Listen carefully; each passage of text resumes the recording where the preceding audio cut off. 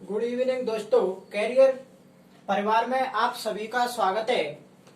आज हम देखो जो ज्योमेट्री चल रही थी आपकी जो ज्यामिति, तो ज्यामिति में हमने कई पार्ट आपके कंप्लीट हो चुके हैं कि ज्यामिति के जितने भी जो नियम थे आपके ज्यामिति वाले, तो हमने नियम 2 वीडियो के अंतर्गत जितने भी नियम थे ज्यामिति के वो पूरे ही कंप्लीट किए थे और उसमें रह गया था एक वृत्त।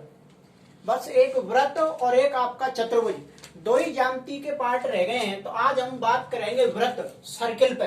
तो सबसे पहले हम देखो यहीं से बात करते हैं कि वृत्त किसे कहते हैं।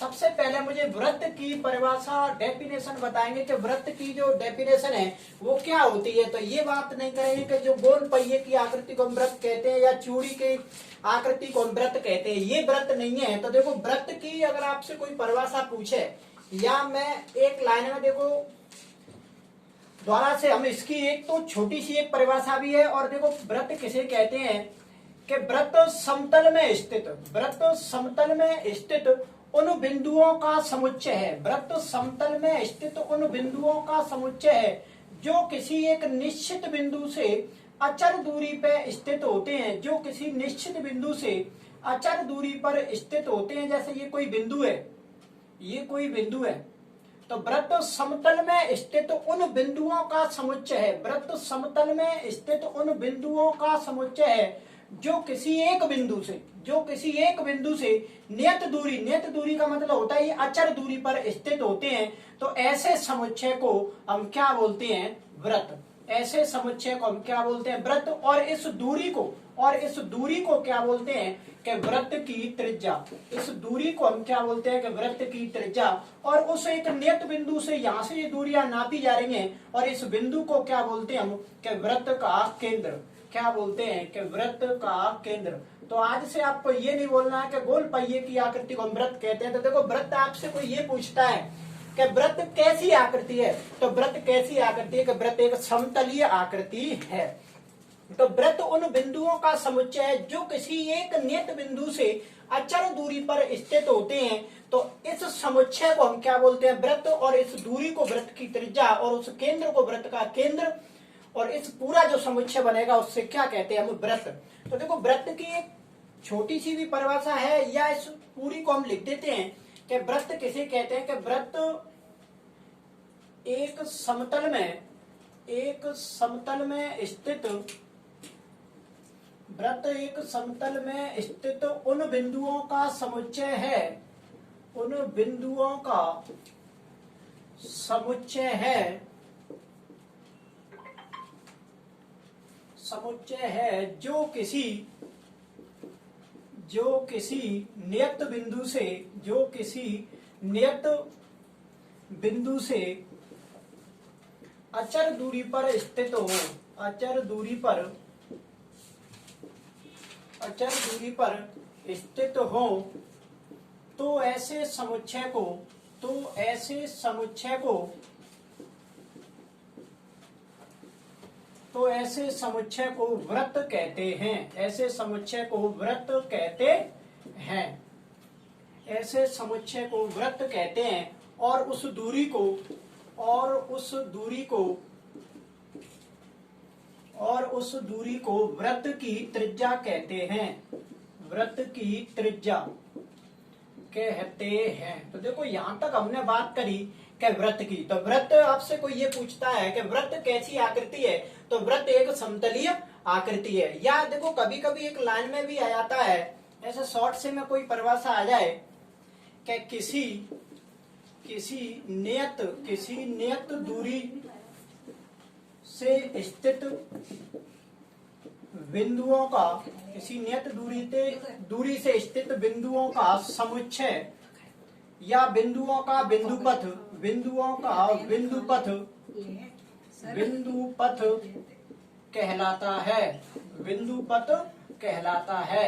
तो क्या कहलाता है वह बिंदु पथ के वृत्त। तो देखो वृत्त की अपन एक छोटी सी भी परिभाषा लिख सकते हैं कि किसी नियत दूरी से बिंदुओं का बिंदु पथ कहलाता है। तो क्या कहलाता है वृत्त।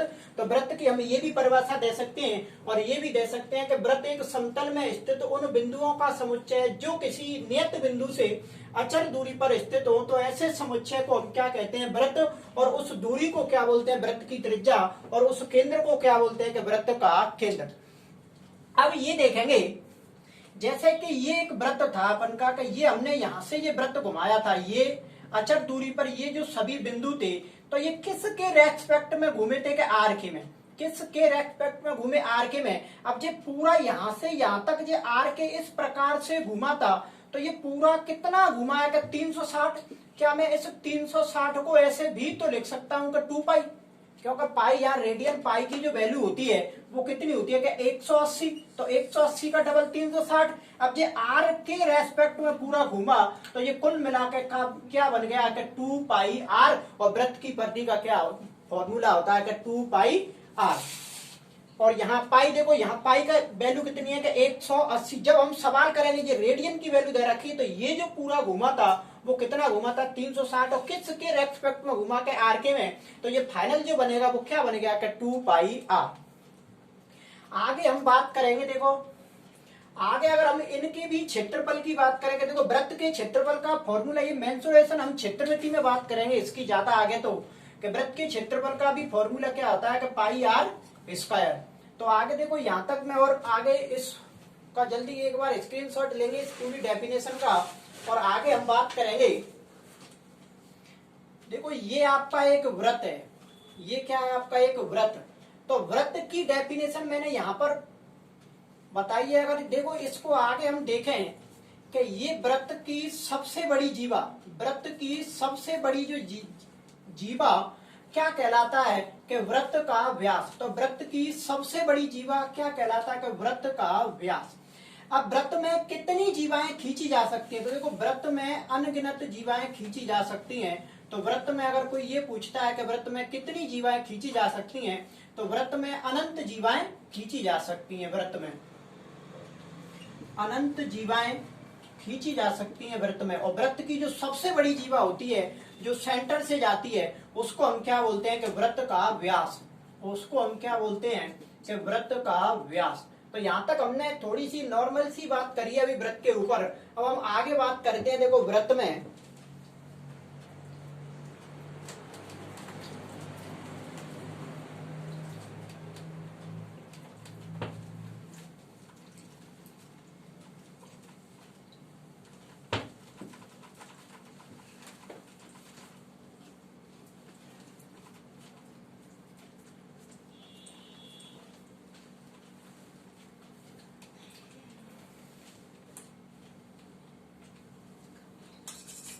ये कोई एक व्रत है।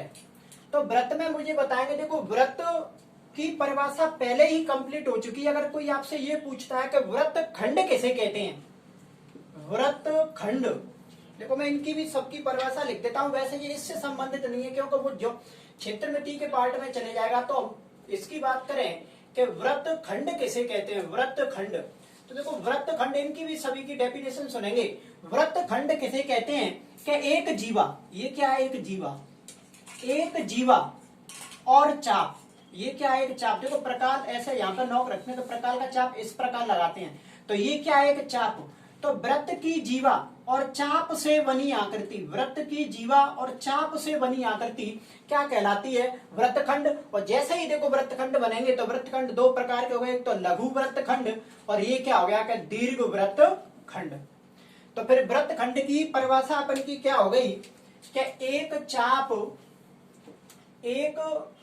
चाप या एक जीवा, कैसे भी लिख सकते हैं कि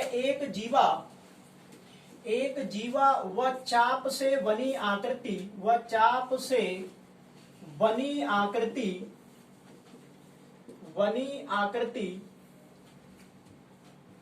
वृत्तखंड कहलाती है। बनी आकृति वृत्तखंड कहलाती है। तो ये हमने बात करी वृत्तखंड की। तो देखो वृत्तखंड, अब यहाँ ये लघु वृत्तखंड है और ये क्या है, दीर्घ वृत्तखंड। तो इनके मैंने देखो ये जो फॉर्मूला है, जो हमने एक पहले भी वीडियो डाली थी क्षेत्रमिति और फॉर्मूला के नाम से, क्या क्षेत्रमिति, जो क्षेत्रमिति जो थी उनमें सबके जो फॉर्मूला थे 3D के ज्यामिति के, तो वो हमने सभी कंप्लीट किए। वहां लघु वृत्तखंड और दीर्घ वृत्तखंड के सभी के अलग अलग सूत्र हैं। लघु वृत्तखंड ही हम त्रिज्य खंड से कहते हैं। लघु वृत्तखंड जो होता है त्रिज्य खंड और दीर्घ वृत्तखंड के, इनके सभी के अलग अलग सूत्र हैं। अब देखो हम बात करते हैं इसी में एक त्रिज्य खंड की। आपसे कभी ये कोई पूछ लेता है कि त्रिज्य खंड किसे कहते हैं, तो देखो त्रिज्य खंड किसे कहते हैं कि दो त्रिज्या, जैसे ये भी त्रिज्या और ये भी त्रिज्या, तो दो त्रिज्या और एक चाप से बनी आकृति क्या कहलाती है, त्रिज्य खंड। तो ये जो आकृति है ये क्या कहलाएगी हमारी, त्रिज्य खंड। तो यहाँ त्रिज्य खंड की भी परिभाषा लिखेंगे कि त्रिज्य खंड। तो त्रिज्य खंड की परिभाषा क्या है कि दो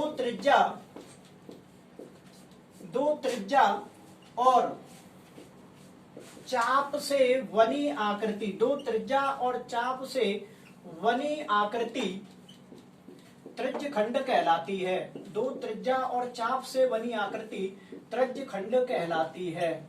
ये बात होती है त्रिज्य खंड की। अब देखो आगे हम बात करते हैं वृत्त से संबंधित जो भी नियम थे, ये तो परिभाषाएं थी। तो वृत्त से संबंधित हम एक एक नियम, देखो पहले स्पर्श रेखाओं की बात करेंगे। वृत्त से संबंधित जो स्पर्श रेखा है, तो पहले देखो थोड़ी सी, अगर हम इस वृत्त को, जैसे ये कंप्लीट पूरा वृत्त था, अगर इस वृत्त में से हम इसको आधा देखो यहां से हटा देते हैं कि ये वृत्त का क्या था कि व्यास, तो अब यहां से हमने ये मिटा रहा है, तो ये पूरा क्या बन गया कि अर्धवृत्त। ये क्या बन गया, तो अर्धवृत्त। अगर कोई आपसे ये पूछता है कि अर्धवृत्त में बना कोण कितने डिग्री का होता है, कोई डायरेक्ट क्वेश्चन आता है कि अर्धवृत्त में बना कोण होता है, अर्धवृत्त में बना कोण होता है, तो मुझे जल्दी से बताएंगे जितने भी स्टूडेंट अभी लाइव देख रहे हैं, कि मुझे बताएंगे कि अर्धवृत्त में बना कोण कितने डिग्री का होता है। कोई आपसे डायरेक्ट क्वेश्चन करता है कि अर्धवृत्त में बना कोण कितने डिग्री का होता है, तो अर्धवृत्त में बना कोण कितने डिग्री का होता है कि 90 डिग्री। या अगर समकोण अगर ऐसे कहता है तो 90 का मतलब ही क्या हो गया कि समकोण। अगर ऑप्शन देखो डिग्री में आ रहे हैं कि 90 डिग्री या 360 या 270, तो आपको टिक करना है 90। अगर ऐसा आ रहे निम्न कोण, समकोण, अधिक कोण, तो हमें क्या बताना है कि समकोण। अब अर्धवृत्त में बना कोण 90 डिग्री का होता है। अर्धवृत्त में अनगिनत कोण बनाए जा सकते हैं। देखो ये जो कोण है, तो यहाँ जो अगर ये कोण है, देखो आगे हम बात करेंगे जब सवालों की, तो आपको ध्यान रखना होगा कि ये अर्धवृत्त में बना कोण है, वो यहाँ पे नहीं देगा। तो ये जो कोण है वो कितने डिग्री का है, 90 का। अगर हमने यहाँ से एक और बना दिया तो ये भी कितने का है, 90 का। अगर हमने एक और बना दिया तो ये भी कितने का, 90 का। जितने भी अर्धवृत्त में कोण बनेंगे, अनगिनत कोण बनाए जा सकते हैं, और जो सभी जो कोण होंगे वो सभी कितने के बनेंगे कि 90 के। आगे हम बात करें देखो इसकी भी, और ये तो अर्धवृत्त से संबंधित नियम था। अगर हम यहाँ स्पर्श रेखाओं की थोड़ी सी और बात कर लेते हैं, जैसे ये आपका कोई एक वृत्त है, तो वृत्त के किसी एक बिंदु से केवल एक ही स्पर्श रेखा खींची जा सकती है। तो इसका भी कारण है कि वृत्त के एक बिंदु से एक ही स्पर्श रेखा क्यों खींची जाती है, क्योंकि वृत्त की स्पर्श रेखा त्रिज्या पर लंब होती है। वृत्त की स्पर्श रेखा इस त्रिज्या पर लंब होती है। तो ये फिर ये क्या हो गया फाइनल के, ये लंब और ये क्या हो गया आधार। तो कभी कभी क्वेश्चन इन पे भी बन जाते हैं। और ये क्या हो गया अपन का कर्ण, ये क्या हो गया कर्ण। तो देखो एक क्वेश्चन भी अगर इससे हम संबंधित करें, ऐसा कह देगा कि कोई ओ केंद्र वाला वृत्त है, कोई ओ केंद्र वाला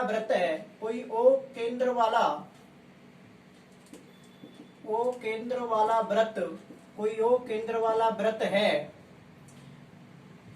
जिसकी त्रिज्या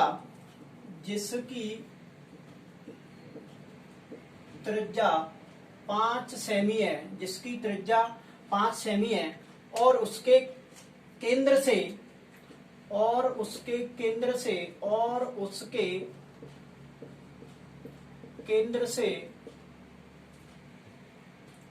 और उसके केंद्र से दे देगा आपको कोई दूरी, जैसे कि 3, या कह देगा और भी। अगर देखो यहाँ 3 कर लेते हैं, जैसे ये कोई 3 सेमी त्रिज्या का वृत्त है और उसके केंद्र से 5 सेमी की दूरी पर स्थित, 5 सेमी की दूरी पर स्थित किसी बाह्य बिंदु P से एक स्पर्श रेखा खींची गई है। बाह्य बिंदु P से एक स्पर्श रेखा खींची गई है तो इसकी लंबाई क्या है? तो इसकी लंबाई क्या है? ऐसा क्वेश्चन बन जाता है। तो देखो ये क्वेश्चन जब भी हम देगा, ये जो हमने बनाया है तो ये क्या कह रहा है कि एक वृत्त जिसकी त्रिज्या 3 सेमी है, कोई ओ केंद्र वाला वृत्त है, जैसे ये हम द्वारा से बनाया, जैसे कोई एक वृत्त है तो इस वृत्त का जो केंद्र वो क्या है कि ओ, एक ओ केंद्र वाला वृत्त है जिसकी त्रिज्या 3 सेमी है। अब इस वृत्त की जो त्रिज्या है वो कितनी है कि 3 सेमी, तो ये भी त्रिज्या जो है वो कितनी है कि 3 सेमी, और उसके केंद्र से 5 सेमी की दूरी पर, उसके केंद्र से 5 सेमी की दूरी पर, ये जो दूरी है वो टोटल कितनी है कि 5 सेमी की दूरी पर स्थित किसी बाह्य बिंदु से, अब ये कोई बाह्य बिंदु जैसे मान लेते हैं कि P, किसी बाह्य बिंदु से एक स्पर्श रेखा खींची गई है, तो इससे एक स्पर्श रेखा ये खींची गई है, तो क्या कह रहा है कि एक स्पर्श रेखा खींची गई है तो इसकी लंबाई क्या है? अब इस स्पर्श रेखा की वो क्या पूछ रहा है? लंबाई। तो देखो आपको पता होगा कि स्पर्श रेखा त्रिज्या पर क्या होती है? लंब। स्पर्श रेखा त्रिज्या पर क्या होती है? लंब। तो हम जब ही स्पष्ट कर सकते हैं, कहीं आपको ये कर्ण लग रहा होगा, तो अब ये देखो स्पर्श रेखा त्रिज्या पर लंब होती है। अब मैं इस चित्र को देखो ऐसे भी घुमा सकते हैं, ऐसे अब त्रिभुज बनेगा। तो ये जो है अपन का, ये क्या है कि लंब, ये क्या है कि आधार, तो ये क्या है कि कर्ण। तो हमसे क्या पूछा है उसने? स्पर्श रेखा का मतलब हमसे क्या पूछा है कि लंब। तो हम लंब का फॉर्मूला लगा देंगे। तो लंब का जो फॉर्मूला होता है वो क्या होता है कि कर्ण स्क्वायर माइनस के आधार स्क्वायर, कर्ण स्क्वायर माइनस के आधार स्क्वायर, उस पर भी क्या लगा देंगे? Under root. तो कर्ण अपना कितना है कि 5, तो ये 5 का वर्ग, और आधार जो है वो कितना है कि 3, तो ये 3 का वर्ग, और 5 का वर्ग कितना होता है? 25, और 3 का वर्ग कितना होता है कि 9, और 25 में से 9 जाएंगे तो 16, और 16 का जो वर्गमूल होता है वो कितना होता है कि 4। तो स्पर्श रेखा की जो लंबाई है वो कितनी आ गई? 4। तो इस प्रकार से देखो भी क्वेश्चन आ सकता है। तो ये अपन को ध्यान रखना होगा कि जो स्पर्श रेखा होती है वो त्रिज्या पर क्या होती है? लंब। तो ये लंब, ये आधार, और ये क्या बन जाएगा आपका? कर्ण। तो हमसे क्या पूछा था? लंब। तो यहाँ तक एक बार स्क्रीनशॉट लेंगे और आगे देखते हैं इनके नियम। स्पर्श रेखा से संबंधित देखो अभी एक ही नियम हुआ है ये, तो वो कौन सा नियम था अपन का? कि किसी जैसे कोई एक वृत्त है तो वृत्त के एक बिंदु से, वृत्त के किसी एक बिंदु से केवल एक ही स्पर्श रेखा खींच सकते हैं हम इस प्रकार से। और एक क्यों खींच सकते हैं? क्योंकि वृत्त की स्पर्श रेखा त्रिज्या पर क्या होती है? लंब। जैसे ये त्रिज्या हो गई तो इस पर ये क्या है कि लंब। तो ये एक ही वृत्त था। अगर देखो कोई दो अनुस्पर्श वृत्त कर रहे हैं, जैसे एक ये कोई वृत्त है और एक इसमें भी कोई एक वृत्त है, तो इससे आपको कोई ये पूछता है कि दो अंदर वृत्त स्पर्श कर रहे हैं तो इस पर उभयनिष्ठ स्पर्श रेखाओं की संख्या बताओ। तो यहाँ उभयनिष्ठ स्पर्श रेखाओं की जो संख्या होगी वो कितनी होगी? 1, जब ये अंदर स्पर्श कर रहे हैं। अगर कोई दो वृत्त प्रतिच्छेद कर रहे हैं, इस प्रकार से कोई दो वृत्त प्रतिच्छेद कर रहे हैं और ये पूछ लेता है कि उस पर उभयनिष्ठ स्पर्श रेखाओं की संख्या बताइए कि इस पर उभयनिष्ठ स्पर्श, उभय मान होता है दोनों, तो देखो उभयनिष्ठ स्पर्श रेखाओं की जो संख्या होगी वो कितनी होगी? कि 2। जब दो वृत्त प्रतिच्छेद कर रहे हो तो उभयनिष्ठ स्पर्श रेखाओं की जो संख्या होगी वो कितनी होगी? 2, और यहाँ पे कितनी थी? 1। अगर अब ये वृत्त बाह्य स्पर्श कर रहे हैं इस प्रकार कि एक वृत्त इस दूसरे प्रकार को यहाँ बाह्य स्पर्श कर रहा है, तो उभयनिष्ठ स्पर्श रेखाओं की क्या बतानी है? संख्या। तो यहाँ देखो उभयनिष्ठ स्पर्श रेखाओं की संख्या कितनी हो जाएगी? एक तो आपकी ये उभयनिष्ठ स्पर्श रेखा हो गई, और एक हम इस प्रकार उभयनिष्ठ स्पर्श रेखा खींच सकते हैं, और एक हम उभयनिष्ठ स्पर्श रेखा इस प्रकार भी खींच सकते हैं। तो यहाँ जो कुल उभयनिष्ठ स्पर्श रेखाओं की जो संख्या है वो कितनी हो गई? 3। अब देखो यहाँ वृत्त अंदर स्पर्श कर रहा है, यहाँ प्रतिच्छेद कर रहा है, यहाँ बाह्य स्पर्श कर रहा है। अगर वृत्त अलग अलग है, देखो एक वृत्त यहाँ पर है और एक वृत्त यहाँ पर है, कोई दो वृत्त हैं जो अलग अलग इनकी त्रिज्याएं, और ये पूछता है कि दोनों में उभयनिष्ठ स्पर्श रेखाओं की संख्या बताओ। तो उभयनिष्ठ स्पर्श रेखाओं की देखो संख्या जो होगी, एक तो आपकी उभयनिष्ठ स्पर्श रेखा ये हो गई, और एक उभयनिष्ठ स्पर्श रेखा ये हो गई, और एक उभयनिष्ठ स्पर्श रेखा देखो इस प्रकार हम खींच सकते हैं, तिर्यक उभयनिष्ठ स्पर्श रेखा, और एक हम इस प्रकार भी खींच सकते हैं। तो यहाँ जो उभयनिष्ठ स्पर्श रेखाओं की जो संख्या है वो फाइनल कितनी हो गई? कि 4। यहाँ तक स्पर्श रेखाओं से संबंधित जो वृत्त थे, देखो यही 4 क्वेश्चन बनते हैं। एक तो कि वृत्त के एक ही बिंदु से केवल एक ही स्पर्श रेखा खींच सकते हैं, और ये एक ही स्पर्श रेखा क्यों खींची जाती है, क्योंकि वृत्त की स्पर्श रेखा त्रिज्या पर क्या होती है, लंब। और जब 2 वृत्त अंदर स्पर्श कर रहे हैं तो फिर उभयनिष्ठ स्पर्श रेखाओं की संख्या 1, और जब प्रतिच्छेद कर रहे हैं तो 2, और दोनों बाह्य स्पर्श कर रहे हैं तो यहाँ पर 3। अगर दूर दूर हैं दोनों अलग अलग, तो यहाँ उभयनिष्ठ स्पर्श रेखाओं की जो संख्या होगी वो कितनी होगी, 4। अभी इस पे हम आगे भी अभी बात करेंगे, आगे यहाँ तक एक बार स्क्रीनशॉट लेंगे और आगे देखेंगे। देखो आगे बात करते हैं, हम एक क्वेश्चन लिखेंगे अपन, फिर सीधी आगे बात करेंगे। इससे संबंधित देखो क्वेश्चन बनते हैं बहुत, तो ये वाला जो क्वेश्चन है बहुत रिपीट भी हुआ है। देखो क्वेश्चन किस प्रकार है, पहले मैं क्वेश्चन लिखूंगा फिर आगे इस पे हम बात करेंगे। इसके फॉर्मूले चलते हैं 1-2।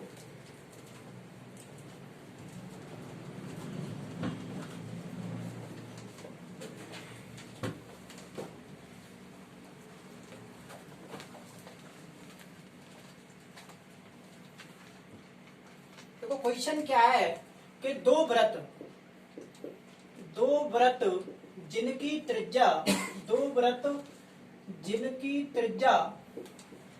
4 सेमी व 6 सेमी है।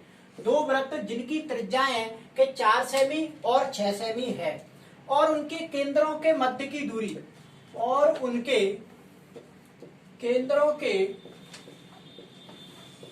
मध्य की दूरी, या कह सकता है कि दोनों वृत्तों के बीच की दूरी कितनी है कि 12 सेमी है। इन दोनों जो केंद्रों की जो बीच की दूरी है वो कितनी है कि 12 सेमी है। और आगे कह रहा है कि तो इन व्रतों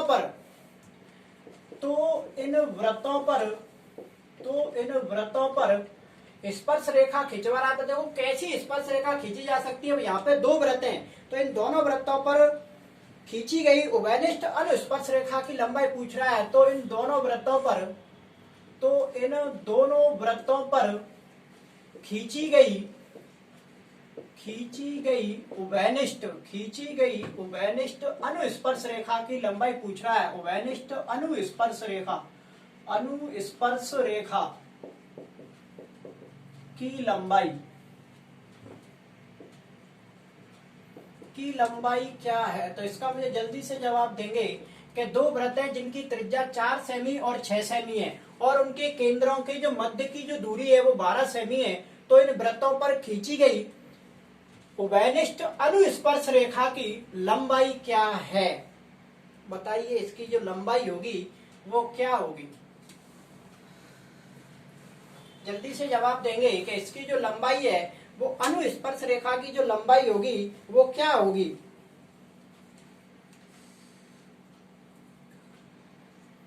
देखो अनुस्पर्श रेखा हम किसे कहते हैं, इसकी अब थोड़ी सी अपन बात करें कि अनुस्पर्श रेखा क्या होती है। कि जब स्पर्श रेखा, जैसे कोई ये 2 वृत्त हैं, एक ये है और ये एक है, तो जब एक ही स्पर्श रेखा के जो दोनों वृत्त इसके नीचे स्थित होते हैं, तो ये जो स्पर्श रेखा जो अनुस्पर्श रेखा है, और एक चलती है अनुतिर्यक स्पर्श रेखा इस प्रकार। तो ये तिर्यक की बात करें या अनुप्रस्थ बोले तो ये जो तिर्यक और अनुप्रस्थ स्पर्श रेखा है, और ये कैसी है कि अनुस्पर्श रेखा। तो ये अनुस्पर्श रेखा, तो इसकी हमसे क्या पूछ रहा है कि वो इसकी लंबाई पूछ रहा है कि इसकी लंबाई क्या है, और इन दोनों वृत्तों की त्रिज्या भी दे रखी है और इस केंद्रों के बीच की दूरी भी दे रखी है। तो इस स्पर्श रेखा की लंबाई पूछ रहा है कि जो ऊपर जो स्पर्श रेखा है उसकी जो लंबाई होगी वो क्या होगी। तो देखो इसका एक फॉर्मूला चलता है कि अनुस्पर्श रेखा की लंबाई, अनुस्पर्श रेखा की लंबाई, तो अनुस्पर्श रेखा की लंबाई का जो फॉर्मूला होता है वो क्या होता है कि जो दोनों वृत्तों की जो त्रिज्याएं, तो इसका देखो केंद्रों की दूरी का वर्ग और त्रिज्याओं का योग जो होता है कि केंद्रों के बीच की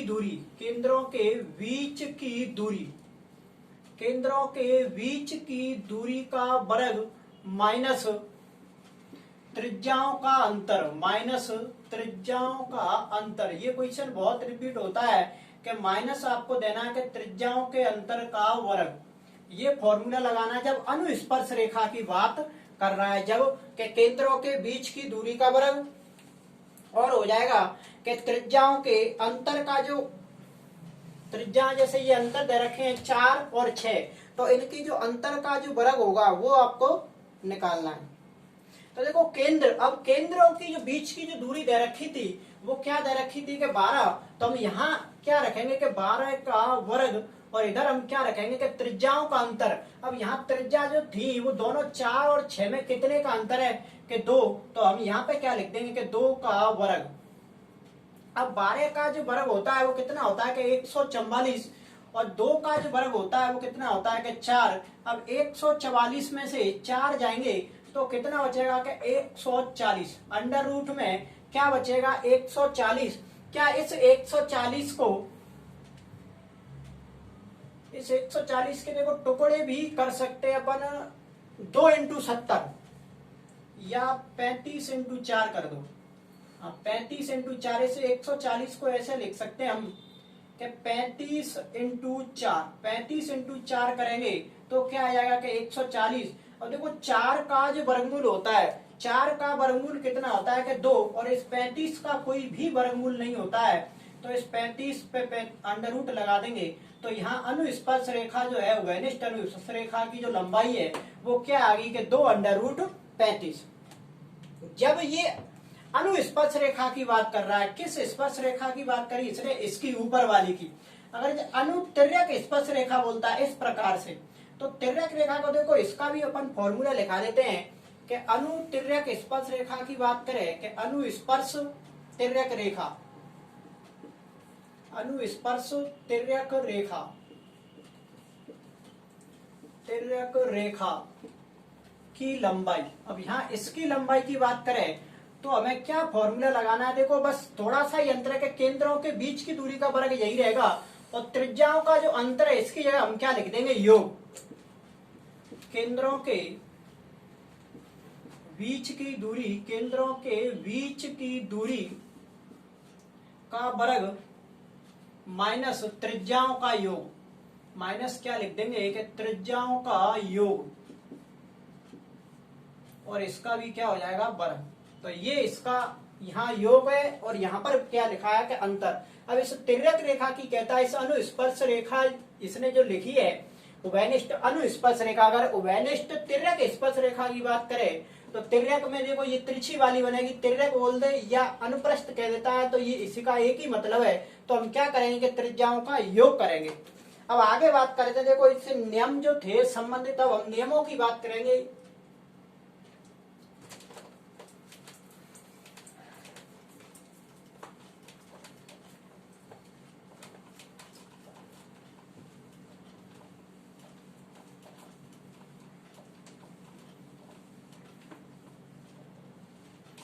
तो देखो हमने वृत्त से संबंधित जो नियम था, पहला एक ही नियम हमने अभी कंप्लीट किया था। ये तो सवाल थे कि वृत्त, अर्धवृत्त में बना कोण, जैसे ये कोई अर्धवृत्त है और इसमें बना कोण कितने डिग्री का होता है कि 90 डिग्री का। अर्धवृत्त में बना कोण 90 डिग्री का, जैसे ये भी 90 का और ये भी कितने का बनेगा 90 का। अब अगर बात आ रही है दूसरे नंबर पे कि जीवा के एक ही ओर बने कोण, देखो अब ये अर्धवृत्त नहीं है, जीवा के एक ही ओर बने कोण, जैसे एक ये कोण बन रहा है, एक इधर से ये बन रहा है और एक ये इधर से बन रहा है, तो जीवा के एक ही ओर बने कोण, जैसे ये कोण नंबर 1, ये मैं दे देता हूं 2, और ये क्या है कि कोण नंबर 3।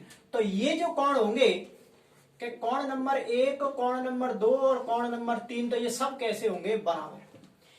जब सवाल चलेंगे तो देखो ये सभी नियम अपन को ध्यान में रखने होंगे कि जीवा के एक ही ओर बने कोण। अब ये एक जीवा है तो इसके एक ही ओर जितने भी कोण बनेंगे वो सभी कोण कैसे होंगे समान, और अर्धवृत्त में बना कोण जो होगा वो प्रत्येक कितने का होगा कि 90 डिग्री का। अर्धवृत्त में अनगिनत कोण बनाए जा सकते हैं।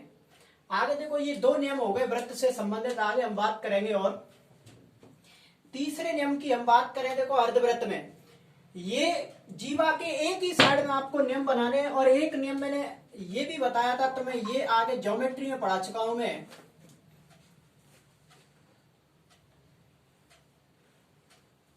कि ये आपका कोई केंद्र है O, यहाँ पे लिखिए A, और ये B और ये C, और कोई ये कोण पूछ रहा है आपसे कि कोण BOC बताओ, कि कोण BOC, तो कोण BOC जैसे यहाँ कोई कोण बन रहा है 80 का, तो ये आपसे पूछेगा ये जो कोण है वो कितने का होगा।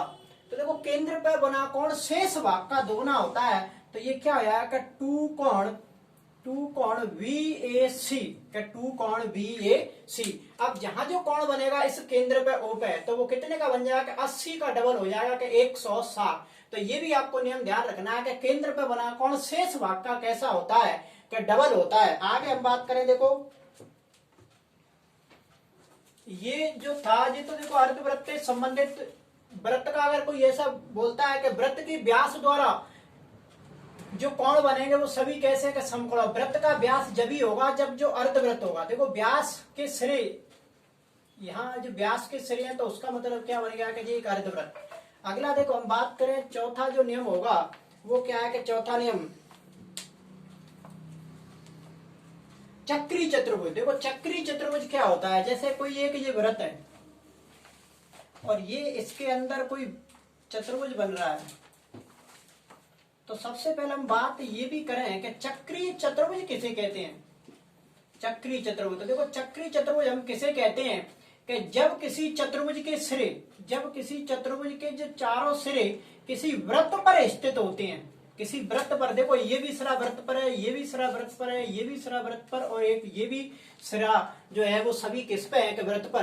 तो चक्री चतुर्भुज के सम्मुख कोणों का योग, जैसे मैं इसको दे देता हूं कि नंबर 1, ये नंबर 2, ये नंबर 3 और ये क्या है कि नंबर 4। तो चक्री चतुर्भुज के सम्मुख कोण, जैसा एक के सामने कौन सा कोण बना है कि 3, तो 1 + 3 बराबर कितना हो जाएगा कि 180 डिग्री। 1 + 3 बराबर कितना हो जाएगा 180। तो इसी प्रकार 2 + 4 बराबर भी कितना हो जाएगा कि 180। तो चक्री चतुर्भुज के जो सम्मुख कोण होते हैं उनका जो योग होता है वो कितना होता है कि 180 डिग्री। यहां तक 4 नियम कंप्लीट हो गए। देखो आगे भी देखेंगे।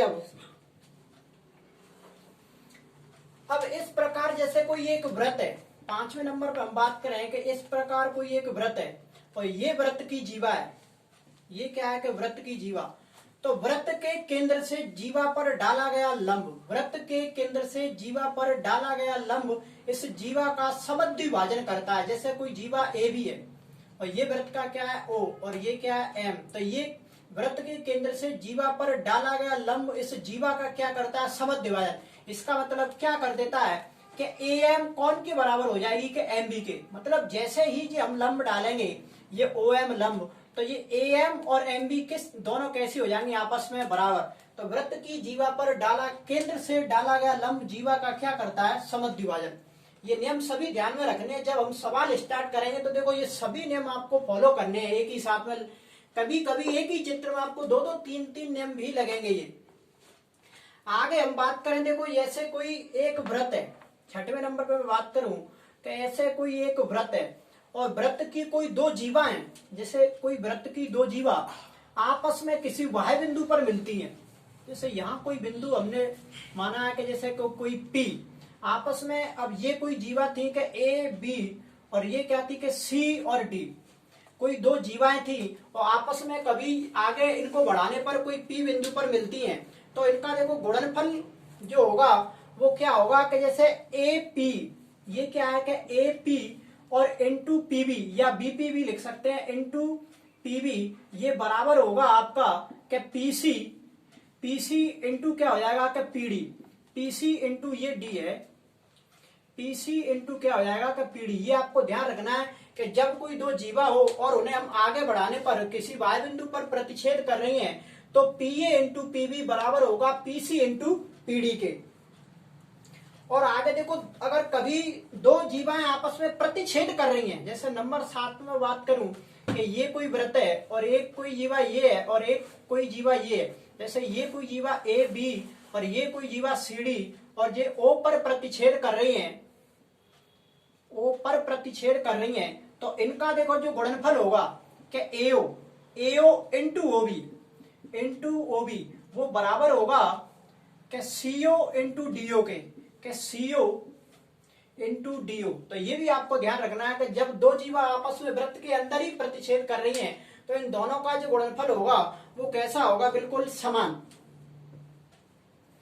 अब आगे देखो एक और बचा, इसका जो नियम था कि जैसे कोई जीवा है, नंबर 8 पे हम बात करें कि ये आपका कोई एक व्रत है और ये कोई जीवा है और किसी स्पर्श रेखा के साथ में ये किसी बाह्य बिंदु पर प्रतिच्छेद कर रही है, ये स्पर्श रेखा है और हम इनके नाम दे दें, जैसे कोई बाह्य बिंदु इसको P मान ले, जैसे ये कोई जीवा थी आपकी A और B, ये कोई बिंदु हो गया P और यहाँ हम मान लेते हैं कि T। तो देखो यहाँ जो गुणनफल होगा इसका, तो वो क्या होगा कि PA इंटू PB बराबर होगा PT स्क्वायर के। किसके बराबर होगा?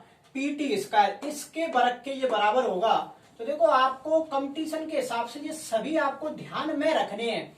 जब हम क्लासेज का देखो, जब मैथ पढ़ेंगे आप 9, 10, 11, 12 का, तो वहां ये सभी चीजें सिद्ध कराई जाती हैं। तो यहाँ पर आपको ये इसी प्रकार ही ध्यान रखनी है। आप कहेंगे ये कैसे है, तो हम सभी देखो सिद्ध कराए हैं, काफी वीडियो भी डली होंगी चित्र ये रेखा अर्थ वाली, तो वहां कई चीजें हमें सिद्ध भी कराएंगे, स्पर्श रेखा से संबंधित हैं और ये भी सवाल है। तो ये आपको इसी प्रकार ध्यान रखने हैं। तो ये जो व्रत से संबंधित जो नियम थे वो यहाँ कंप्लीट होते हैं। ये सभी व्रत से संबंधित नियम है। देखो पहला नियम क्या है कि वृत्त अर्धवृत्त में बना कोण प्रत्येक कैसा होता है? 90 डिग्री का। और दूसरा क्या था कि जीवा के एक ही ओर बने कोण कैसे होते हैं? समान। उनका तीसरा नियम क्या था कि केंद्र पे बना कोण शीर्ष भाग का कैसा होता है? डबल। और चक्रीय चतुर्भुज के सम्मुख कोणों का जो योग होता है वो कितना होता है कि 180। और जब किसी जीवा पर केंद्र से डाला गया लंब जीवा का क्या करता है? समद्विभाजन। और जब दो जीवाएं आपस में प्रतिच्छेद किसी बाह्य बिंदु पर प्रतिच्छेद करती हैं तो इनका गुणनफल कैसा होगा? समान। और दो जीवा आपस में प्रतिच्छेद करती हैं तो ये इनका गुणनफल है। और एक जीवा और स्पर्श रेखा किसी बाह्य बिंदु पर प्रतिच्छेद करती हैं तो इस प्रकार से ये PT स्क्वायर का जो वर्ग होगा वो PA इंटू PB के किसके बराबर होगा? यहाँ तक एक बार स्क्रीनशॉट लेंगे और आगे देखते हैं, आगे बात करते हैं अब इनके सवालों की। देखो कल इनसे संबंधित हम जितने भी जो प्रश्न है इनसे संबंधित व्रत से, तो वो कल जो इनसे संबंधित जो टोटल प्रश्न होंगे कल हम एक ही वीडियो में इन प्रश्नों की बात करेंगे। तो जितने भी हमने जो नियम बताए हैं इन सभी नियमों का आप रिवीजन करेंगे और कल हम इनके जो प्रश्न होंगे देखो कई बिल्कुल जो छोटे स्तर से हम जो बिल्कुल नॉर्मल जो सवाल होंगे और उनसे हम बहुत कठिन भी क्वेश्चन कराएंगे। तो जितने भी जो नियम है तो एक ही साथ देखो हमने जो ज्योमेट्री के भी नियम बताए थे, रेखा एवं कोण, संगत कोण, ये भी आपको ध्यान रखने हैं और ये व्रत से संबंधित भी नियम ध्यान रखने हैं। अगर यहाँ तक आपको वीडियो अच्छी लगी हो तो वीडियो को लाइक, शेयर और अगर चैनल पर नए हो तो सब्सक्राइब भी कीजिए। गुड नाइट सभी को।